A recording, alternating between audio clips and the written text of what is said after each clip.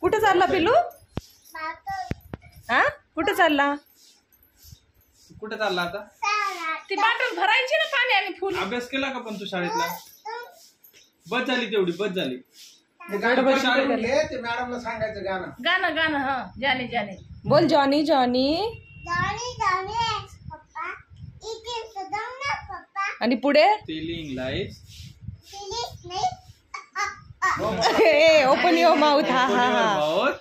Open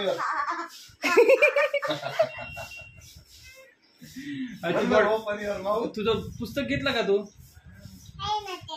हाय का? काय काय बघ नीट बघून घे.